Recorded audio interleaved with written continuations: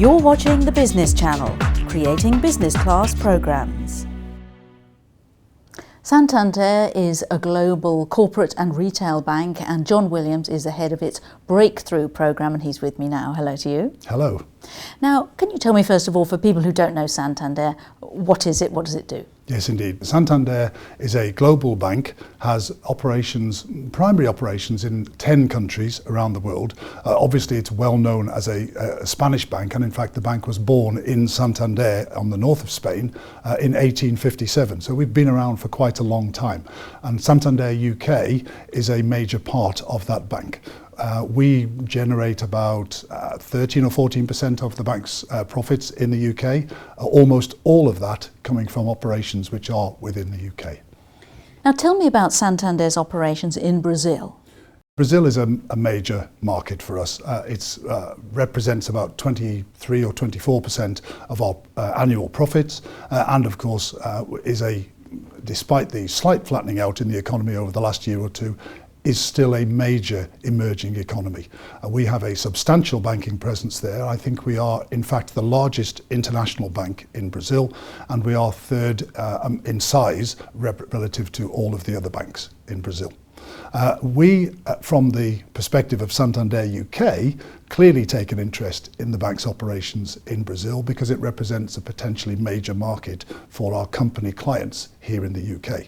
And that's one of the reasons why, as part of the Breakthrough programme, we are arranging trade missions from the UK to Brazil every year to enable companies and to assist companies in actually making the most of that major market.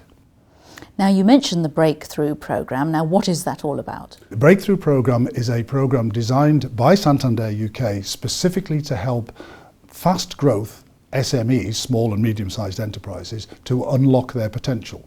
Most fast growth SMEs will find after a period that their growth is constrained, whether it's by finance or the competencies or capacity within the business or whatever.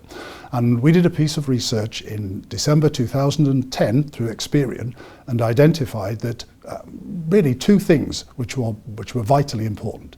The first is that fast growth SMEs generate about half of UK private sector output and just over half of UK private sector jobs. So clearly they are worth supporting in terms of wealth and job creation in the UK.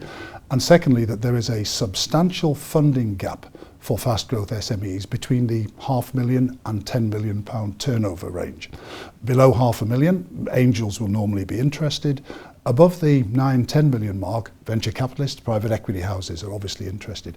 In the middle, where the growth is also where the risk is, so the market tends to leave that sector alone. We deliberately target that segment.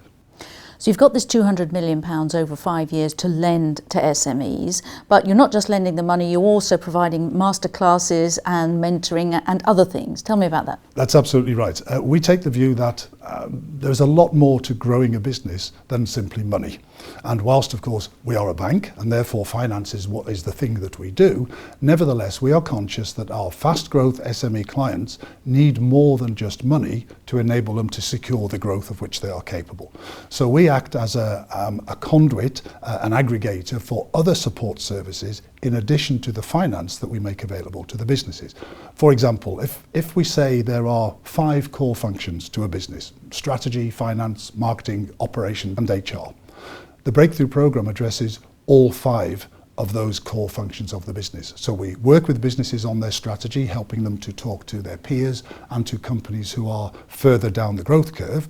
We work with them on their marketing, and particularly, of course, in relation to markets like Brazil, where we have a strong presence. We run masterclasses where we take a group of 20 businesses in to see an iconic company. Google, Love Film, Innocent are just some of the ones that we have done. And we also, because we are conscious that in the end, in addition to money, the most important thing for a business is the people within it, we work with companies to help them find mentors or coaches, and we subsidise high quality graduates for 3-month internships in the fast growth SMEs.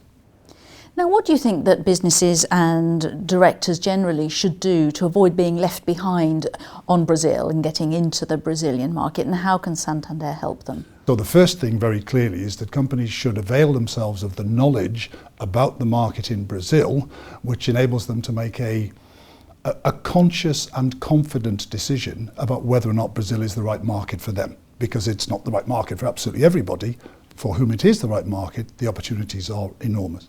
Secondly, the skills, and this is not just the skills inside the business, in making and producing what they deliver, whether product or service, but also skills in terms of marketing, in managing operations internationally, and those other things which are required of any multinational or internationally trading business. And then the third thing, of course, is the attitude, and this is where we, as part of the Breakthrough Programme, try to work with businesses to engage them in a way that generates confidence from them in their ability to trade internationally, and then helps them acquire the competence, which reinforces that confidence in doing business in the market. Do you think there's a misconception, or do you think it's well founded, that doing business with Brazil is the preserve of large companies? I think it's a misconception for two reasons. First of all, I don't believe any market in the world is the preserve of large companies. The right kind of qualities and talents within a smaller business will always do reasonably well within a market wherever it is. Secondly, we have actually evidence of smaller companies being able to do business in Brazil. Our first trade mission to Brazil was in October of last year, 2011. And in fact, since we went with 10 businesses to the marketplace, 4 of them have actually done business directly as a result of that mission. And of course, they were all SMEs. And 2 of them have made subsequent visits to the market. And 2 more of them are coming with us this year to Brazil again. Now, there's great excitement, of course, about the Olympics and the World Cup being held in Brazil. So would you give any advice, or be able to give advice, on companies who want to sort of maximise any opportunities related to those?